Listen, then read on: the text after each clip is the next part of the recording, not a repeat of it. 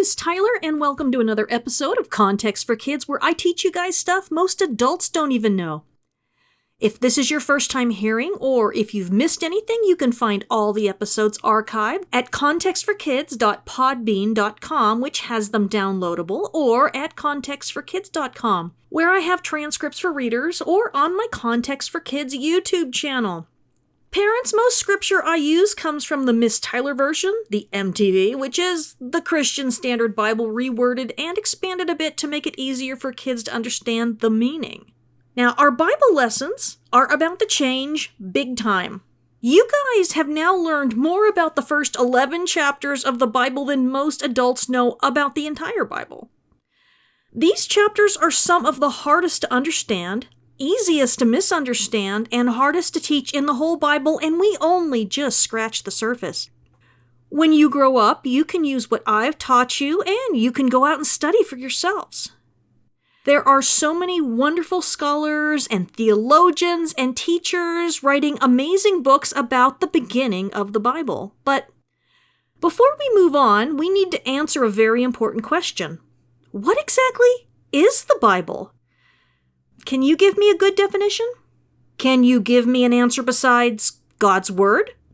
It isn't as easy as we think, and sometimes when we really think about it, that question isn't as easy to answer as we first thought.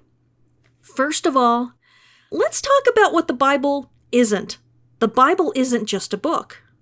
The Bible is actually a whole library of books. 66 books to be exact. If the Bible was one book, it would have one author, and it would all sound like it was written by the exact same person. However, when we open up our Bibles and begin reading, it doesn't take too long before we notice that the books of the Bible are often wildly different from each other. One book will be filled with a whole lot of good advice, and another has beautiful songs and poetry. Keep turning the pages and you will find stories about people's lives and other books filled with confusing and even scary symbols and dragons and disasters. One of the authors wrote a whole bunch of personal letters to different groups and others just to people. Some books record the warnings and the promises that the prophets spoke to Israel. Then there are books with lists and lists of people's family trees, and we've already seen some of those. What about the book filled with all the blueprints for making a tabernacle? Or the detailed instructions for the priests who serve in the tabernacle? Have you noticed the legal sayings given to the judges of Israel so they can make wise decisions when people bring problems to them? And Jesus, some of the stuff from him includes sermons like you would hear in church, only a lot better, or teaching stories called parables. Sounds like a library and not just one book, right? There isn't another book in the whole world that has all of that and more in it. The word Bible comes from biblos, a Greek word meaning scroll. Byblos was a Phoenician city along the coast of the Mediterranean Sea north of Israel. They were very famous for importing something called papyrus from Egypt. Papyrus is a very strong piece of paper for writing and painting on, and actually we get the word paper from the word papyrus. I went and found a really cool video for you guys to show you how they make papyrus sheets today. It's really amazing. How they took plants and cut them up and laid them out in patterns to make writing materials. And people have been making papyrus since long before Abraham was born. They didn't really make books for a very long time because only a very few people could read and write. But they did write receipts for sales and contracts between people, and sometimes priests and doctors would write out directions for what they were doing. When the Bible books, or scrolls, or biblos began to be written down during the time of the kings of Israel, and after, they used things like parchment, which is made from animal skins, and papyrus to make huge scrolls of the books. No one could carry around a whole Bible because it was made up of many scrolls, and they didn't last forever. Mostly scrolls were made to be stored away. The Bible was first spoken by Moses and the people who came after him for many hundreds of years before they wrote it all down. Is that hard to believe? I know it shocked me. I thought that writing things down was always the best, but in the days of Abraham, Isaac, Jacob, and Moses, and even in the days of Jesus, people trusted what they heard more than what was written down. And the stories they heard from Moses and memorized generation after generation were the most important stories of all to the people of Israel. If a story came from Moses, then they trusted it. It had authority. And storytelling was a very important job. If you have a movie or show you like, maybe you can understand. Maybe you've watched something so many times that if someone took out a scene or some words that you would totally notice it and yell, "Hey, what the heck is going on here? This is supposed to be where Wesley yells to Buttercup and tells her that ROUSs aren't even real." Or when Ralphie gets told that he'll shoot his eye out if he gets that Red Ryder BB gun. We remember what is important to us and to the children of Israel in the wilderness listening to Moses. Nothing was more important to them than the stories that Moses told them year after year and what they saw him doing. So when the time came to tell their children, they knew it by heart. They didn't need it written down. Goodness, hardly any of them knew how to read, and why would they even need to read? What they needed in those days was to have a whole lot of knowledge about growing plants and animals and about what God wants from them. God told them to remember his words and to talk about them all the time and to teach their children day and night. Those people didn't have Bibles to carry around. They were walking and talking Bibles. Not every single person would have every little thing memorized, but as a community, which is a large group of people living and working together they knew the Bible, and the best storytellers would be the ones performing it around campfires while they watched their flocks and taught their children. Even if they could have read it, they would much rather hear it. If you've ever read the Bible, then it's not hard to see why it would have been better if it was told out loud from memory than written down. The Bible is full of songs that the people knew the tunes to, but we don't know them because we only have it written down. When the storytellers would speak the words of God or Moses or Abraham, they knew just how to say them. Have you ever read something in the Bible and said to yourself, "I wish I knew if this person was angry or sad or whatever. The Bible doesn't give me any directions for how this person is feeling." That happens a lot, but when these stories get told over and over again, they came from Moses, who knew exactly how they should sound because he was there. Some of them were things he said or heard, and others were things that God said. Nowadays, we have to do way too much guessing. The Bible, our library of books about God, isn't written like our books are now. We're always told how the people should sound when they say things, and not just sometimes. It would be a good thing to ask someone to read a book to you without any of the information that talks about the tone of voice or the mood of the person talking and see how it sounded. Might sound really weird. Now you might ask how they knew that people weren't just making things up, but when you have thousands of people who know a story and who heard it from their parents, then the people telling the story have to be very careful because people will get all angry and complain to the manager if too much gets changed. They knew what Moses said, and they knew how he said it, but they still loved to hear a good storyteller speak about it. It would be very much like watching a movie or a TV show because, they didn't have anything like that. Entertainment for them was stories, and the Bible has got the most exciting stories of all. And because these stories were their own history and their relatives got mentioned, that made it even better. People love hearing interesting stories about their families, and they always have. But there came a time when things started to go wrong, during the times when there were kings, and when they had a big city with a palace and a temple. They could start writing some of these stories down and storing them away in libraries. which were the places that writings were stored and not places where you could go and check out books. They did this so that the stories wouldn't get lost. And it was a very good idea because some of the kings were very terrible people who didn't worship God. And when the kings didn't worship God, then the people didn't either. It was probably up to the priests and to the good kings to start recording what Moses had said, and Joshua, and the stories from the time of the judges and the prophet Samuel. These stories would have taken up a lot of room, but having a library allowed them to be stored away and saved so that they couldn't be destroyed. And they would have been glad to have them hidden away when the Assyrians and Babylonians began to attack them.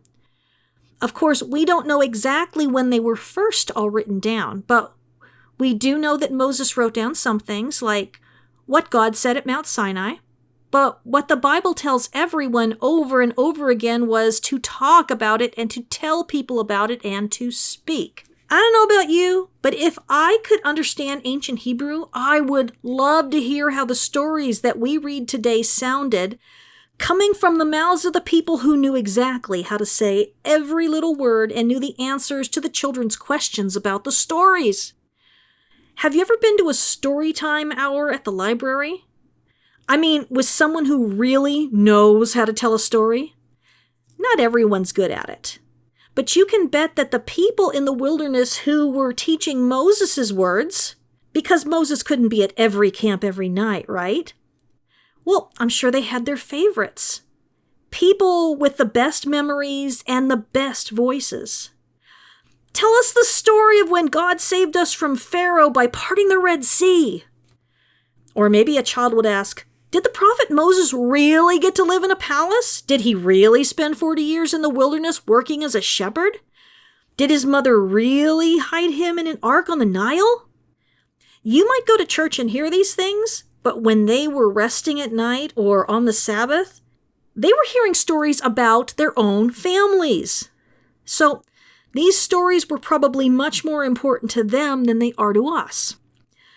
But when people stopped listening or caring and decided to worship other gods and to hurt people who were poor and weak and wouldn't free their slaves, God stopped protecting them from the other nations.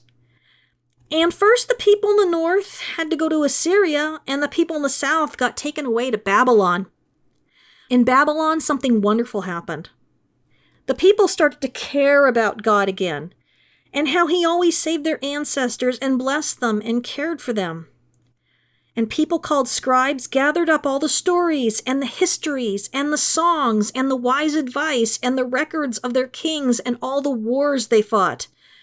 And they put all those stories together into scrolls.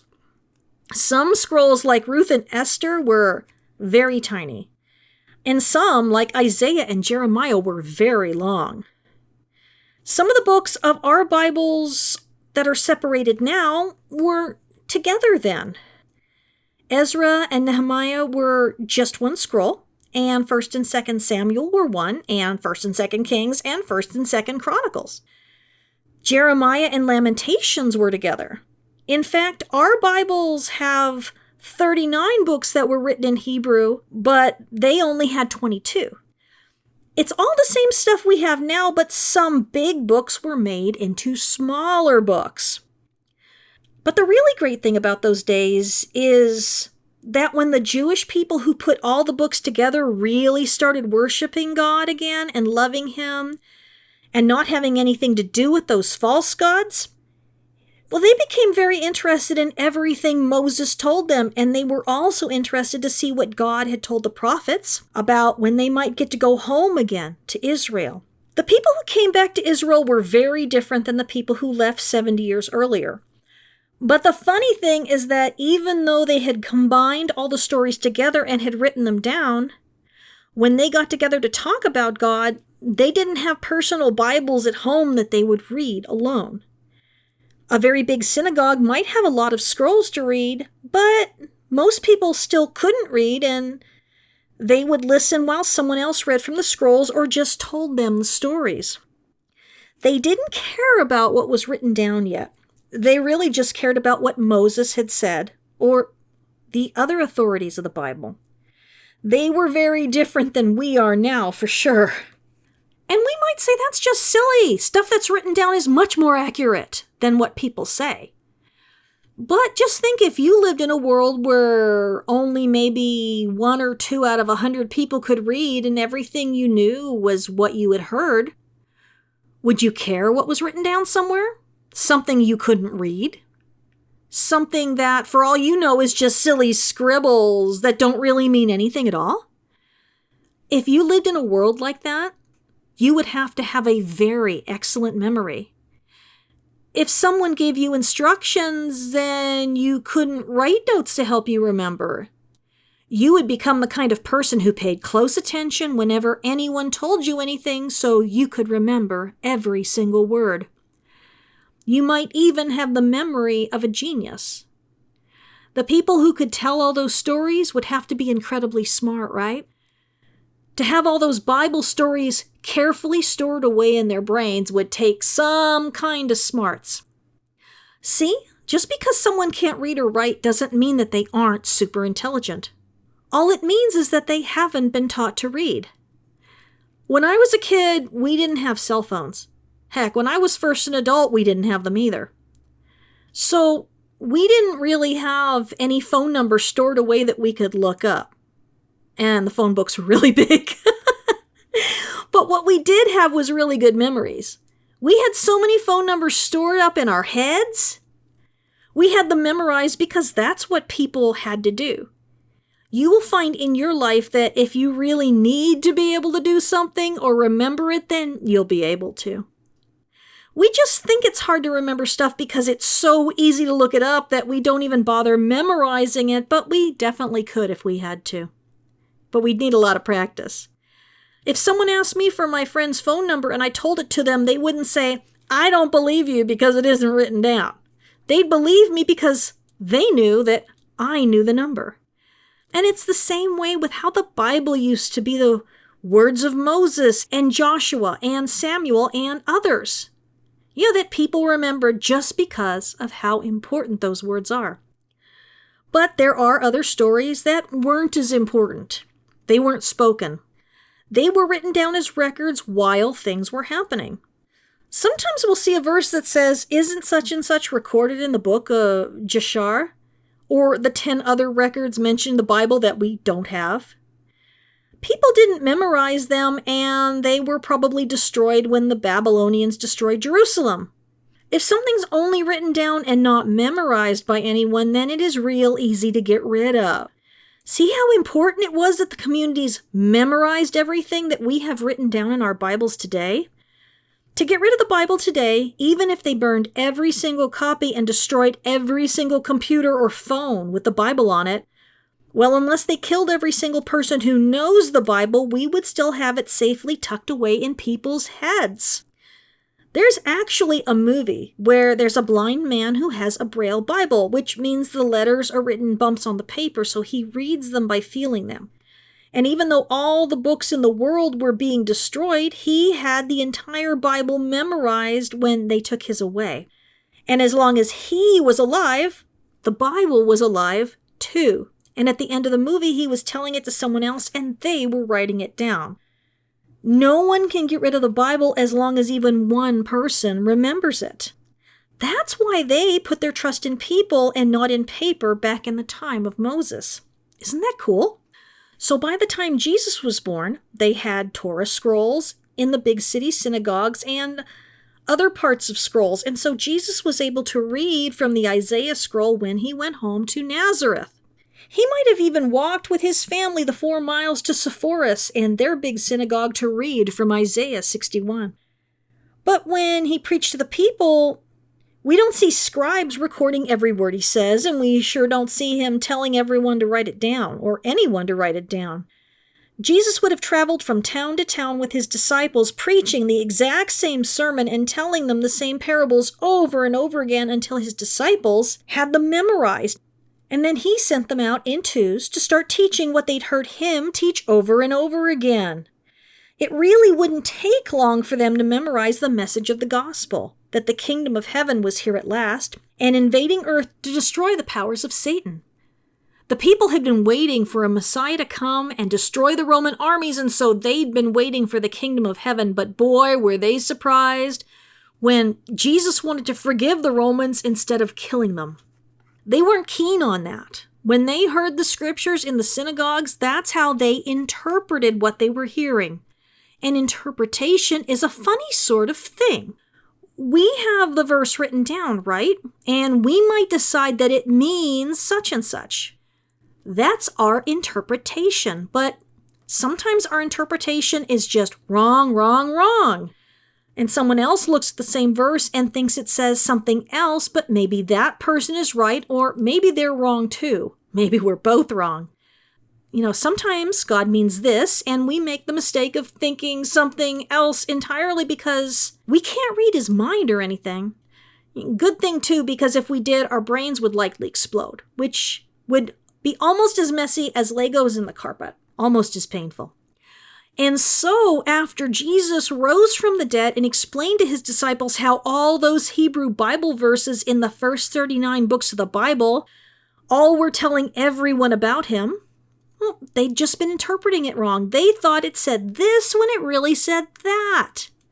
Well, they went all over the place teaching what Jesus taught and sharing all of their memories about him. And they did that for many, many years until someone decided to gather the stories they knew together, and those became the Gospel of Mark. And then some others did the same, and we got Matthew and Luke as well. And finally, the last story about Jesus was the Gospel of John. And they're all very different stories because Jesus is too awesome and amazing to only have one story told about him. Mark tells us the story of Jesus, who is the warrior of God from the prophet of Isaiah and the suffering servant, leading the greater exodus and destroying the forces of evil. Matthew tells the story differently because he is focused on Jesus being a greater teacher than Moses. Luke is filled with all of the little parables and stories that Jesus told as he traveled from town to town. And John is the hardest of all to understand because John tells the story of Jesus being the creative, spoken, out loud and personal word of God. The logos that we could all see and hear. I mean, not us. I'm not quite that old, but you guys know what I mean. And as the church spread out all over Europe and Asia and Africa, Paul had to write letters to the different cities who were having problems because of the local cultures, teaching them how to solve those problems. That's part of why Paul was hard to understand, because he knew the problems and the questions, and we don't. It's like we're snooping at someone's email, but we can't see the messages that came before it.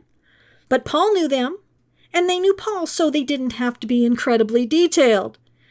Over the next 2 centuries, believers in Jesus were reading these aloud to their congregations, and the ones that all the congregations accepted as being inspired from God were gathered together into the 27 books of the New Testament. Altogether, we have 66 books telling us the story of God doing the work of saving his people from sin. I will tell you a few secrets, though. Did you know there were no chapters in the Bible until like 800 years after Jesus came?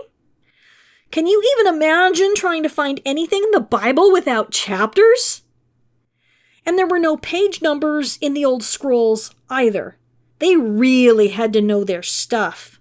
And there were no verses until about 600 years ago when a rabbi finally divided up the Hebrew scriptures, which some people call the Old Testament, into verses.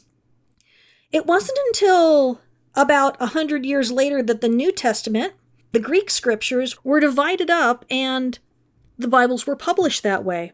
I'm telling you that we are super spoiled. And now we can go on the computer and enter a few words into BibleGateway.com or Google Search or Bible Hub, and it will give us the rest of the verse, which is just crazy. I couldn't even imagine that when I was a kid, or for most of my adult life either. A lot of people have gone to a lot of work for many thousands of years, remembering, writing, organizing, and getting the Bible to us so that we can have it in our own homes, and not just at the church or synagogue, and even on our computers and phones. Well, I love you, and I'm praying for you, and I hope you enjoy listening to the Bible as much as they did in the wilderness when Moses shared the stories of everything that God had done for them.